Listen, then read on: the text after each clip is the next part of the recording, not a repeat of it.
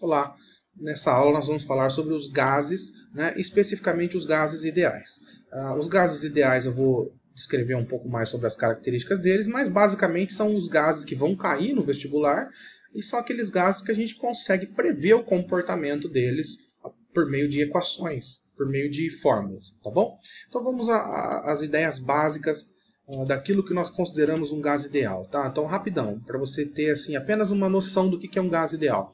Então, imagine aqui um recipiente contendo um certo gás lá dentro. Não importa se é gás carbônico, se é gás oxigênio, se é gás hélio. Nesse primeiro momento, a gente vai admitir que você tem um certo gás lá e as partículas que constituem esse gás têm um tamanho desprezível.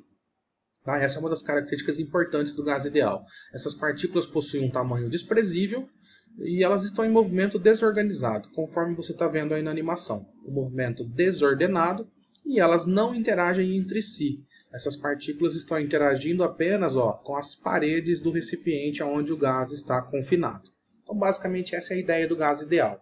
As partículas estão com tamanho desprezível, o movimento é desorganizado e elas não estão interagindo entre si. Elas estão interagindo apenas com o recipiente por meio de colisões.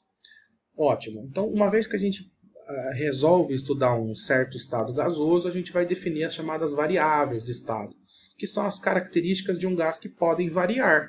Né? Então, o gás ele tem tal característica, mas essa característica pode variar. Por isso que a gente chama de variável de estado. Ok? Serão 4 as variáveis de estado relevantes para a gente. A primeira é a quantidade de gás que a gente tem aqui dentro. Porque faz diferença eu ter pouco gás ou muito gás. Porém, essa quantidade a gente vai medir em mol. Por isso que a gente chama a quantidade de gás aqui dentro de número de mol. Vamos representar pela letra N minúsculo. Okay? Então, nós não mediremos a quantidade em gramas e nem em quilogramas. Nós vamos medir em mol.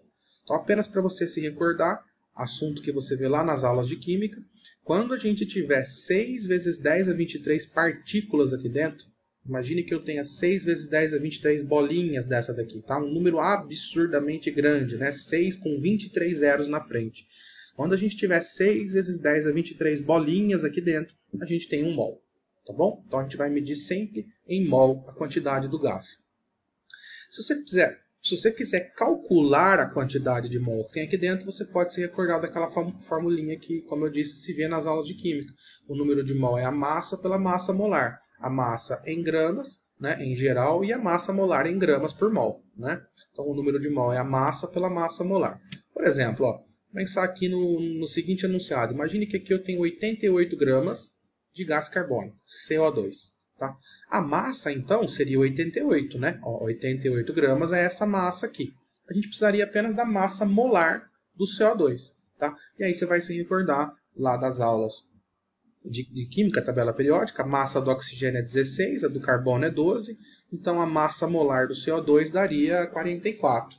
Tudo bem? Por quê? Se o oxigênio é 16, daria 32, mais 12 do carbono, daria 44.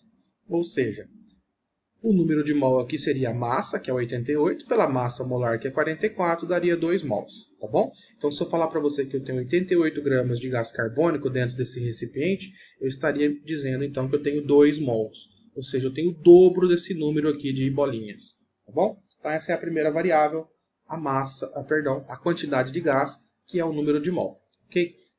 Uma segunda variável de estado muito importante é a seguinte: essas partículas do gás estão exercendo uma força sobre as paredes do recipiente. Constantemente elas colidem e aplicam uma força sobre a parede.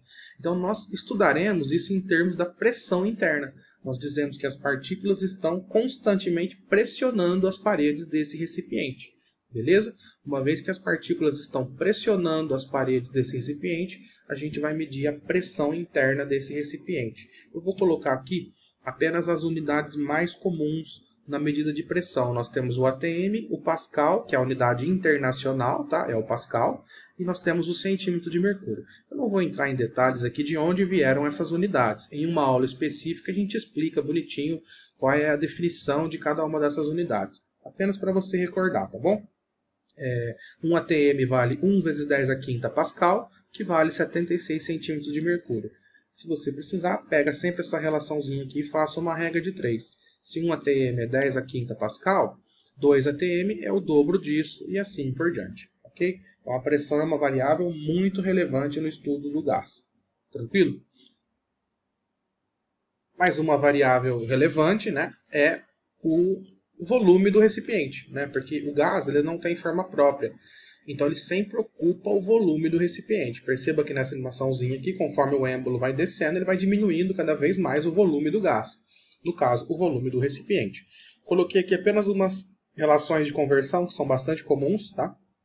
Caso você precise converter, lembre-se que o litro vale 10 a menos 3 do metro cúbico, tá? Caso você precise fazer regra de 3. Lembre-se que o litro equivale a 1 decímetro cúbico e o ml equivale a 1 centímetro cúbico. Às vezes a gente precisa fazer conversões de volume, coloquei as principais ali. E uma última variável, né, é a própria temperatura do gás, temperatura interna aqui, né, do sistema. Tá? Ou seja, a temperatura está associada com o grau de agitação das partículas. Lembra disso? Quanto mais agitadas as partículas estiverem, maior é a temperatura. Quanto menos agitadas, menor é a temperatura. Vamos recordar que a temperatura tem que ser sempre em Kelvin, tá? Por isso que a temperatura que nós chamaremos aqui de T maiúsculo é o valor em graus Celsius mais 273. Então não esqueça que aqui a gente sempre considera em Kelvin. Tá? Porque a Kelvin é que realmente mede a vibração das partículas. Tá, pessoal? Se eu falar para você que a temperatura do gás foi de 300 Kelvin para 600 Kelvin, então a temperatura em Kelvin dobrou. Isso significa que o grau de agitação também dobrou. É por isso que a gente tem que medir em Kelvin, porque a escala Kelvin aqui realmente está associada à vibração das partículas. Ok? Então, número de mol, pressão interna, volume do recipiente e a temperatura são as variáveis nas quais a gente vai mapear um gás. Beleza? Bom, então sempre que uma dessas variáveis mudar, por isso que elas são chamadas de variáveis, né? Por exemplo, o gás tinha lá 1 mol, passou para 2 mol. Ou a pressão era 1 atm, passou para 5 atm. Ou o volume era 1 litro, passou para 5 litros. Então sempre que alguma dessas variáveis muda, nós dizemos que o gás passou por uma transformação. Quando você altera o número de mol, quando você altera a pressão, quando você altera a temperatura ou quando você altera o volume, você está transformando o gás. Okay? Então, uma transformação é fazer o gás alterar uma dessas suas variáveis de estado. Tranquilo? Então, nós vamos estudar agora algumas transformações clássicas. Foram transformações sistematicamente estudadas por inúmeros cientistas, né, com o passar dos anos. E essas transformações foram gerando leis. Então, são transformações específicas que você precisa conhecer, evidentemente, as propriedades dela. Então, nós vamos começar com uma transformação que foi sistematicamente estudada por Robert Boyle e Edwin Marriot. É uma transformação, né, clássica em que a gente mantém a temperatura do gás constante. Ou seja, você altera características do gás menos a temperatura. Ou seja, ela também é conhecida como transformação isotérmica. Né? Iso significa igual, térmica está associado com temperatura. Ou seja, uma transformação isotérmica, a temperatura do gás é constante. Outra coisa que a gente vai assumir, pessoal, tá? Isso é muito importante, eu não escrevi, mas vou citar. Nós não vamos mexer na quantidade de gás. Tá bom? Em todas as transformações que nós falaremos nessa aula, a gente vai pensar sempre na mesma quantidade de gás. Por exemplo, se eu falar assim, tem 10 mol do gás, então vai ser sempre 10 mols. A quantidade a gente não mexe, tá bom? Bom, então vamos lá. Feito isso, o que eles investigaram? Olha essa animaçãozinha aqui. Animação não, essa figura, que interessante. Imagine você que eu tinha um gás aqui num certo estado inicial, com uma certa temperatura. Tá? Eles perceberam algo que hoje é até inclusive meio que intuitivo. Imagine que a gente não vai mexer na temperatura desse gás, a gente vai simplesmente aumentar o volume desse recipiente. Ao aumentar o volume do recipiente, a gente percebe que as moléculas ganham mais espaço para se mover. Concorda comigo? Aqui elas estão num volume pequeno, com pouco espaço para se mover. Se você aumenta o volume, elas passam a ter mais espaço. Uma consequência disso, pessoal, é que a pressão interna decai, porque as colisões que elas vão sofrer com a parede vão diminuir. Então a pressão interna do sistema cai.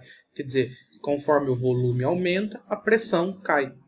E eles concluíram que é inversamente proporcional. Se você fizer um gráfico da pressão interna, tá, pelo volume, aqui esse gráfico ele já tem valores justamente para a gente perceber a lei. Tá? Já coloquei valores, mas não precisaria pôr os valores. A gente percebe que características de grandezas inversamente proporcionais. Por exemplo, acompanhe aqui comigo. Imagine que o gás estava num estado que eu vou chamar de estado A. Ele tinha 2 litros e 2 atm de pressão. Está acompanhando? Então, no estado A ele tinha 2 atm de pressão, 2 litros no recipiente. Ao aumentar o volume de 2 litros para 4, você dobra o volume. Aí a pressão que era 2 cai pela metade, que passa a ser 1. Ou seja, nós percebemos assim, ó, quando o gás foi do estado A para o estado B, o volume dobrou, só que a pressão caiu pela metade. Tá? Veja, se ele vai do estado A, lá, que era 2 litros, para o estado C, que eu vou chamar aqui ó, de 8 litros, tá bom? Estou falando de A para C. Ele vai de 2 litros para 8 litros, ou seja, o volume aumentou 4 vezes e a pressão então cai 4 vezes, ela cai de 2 para meio. Ou seja, isso gera para a gente um arco de hipérbole. Então toda transformação isotérmica segue essa regra. A pressão e o volume são grandezas inversamente proporcionais. Conforme você aumenta o volume do recipiente, a pressão decai de forma inversa, gerando uma curva característica que é um arco de hipérbole. Podemos entender então que a lei é que o produto PV é constante. Então, em toda transformação isotérmica, perceba que a temperatura aqui do lado esquerdo e direito é a mesma. Se a transformação for isotérmica, o aumento do volume diminui a pressão interna. E vice-versa, né? A diminuição do volume aumenta a pressão interna. De tal maneira que, olha para o estado A, o produto PV dá 4. 2 vezes 2 dá 4. Olha para o estado B, o produto PV é 4 também. 1 vezes 4 é 4. Olha para o estado C, o produto PV também dá 4, porque meio vezes 8 dá 4. Ou seja, o produto PV é constante. Com isso, como o produto PV é constante, a gente pode escrever aqui: pressão vezes volume num dado estado é igual a pressão vezes volume em um outro estado. Aquela formulinha clássica do PV igual a PV. Isso só é válido se a transformação for isotérmica, estudada por Boyle e Mariot, o que gerou então a lei de Mariot. Boyle e Mariot. Tranquilo? Então essas são as características de uma transformação isotérmica. Pressão e volume são grandezas inversamente proporcionais. Beleza? Bom, na próxima parte, né, dessa aula, nós vamos falar de outras transformações específicas também, estudadas por outros cientistas. Beleza? Obrigado, te aguardo na próxima parte desse vídeo.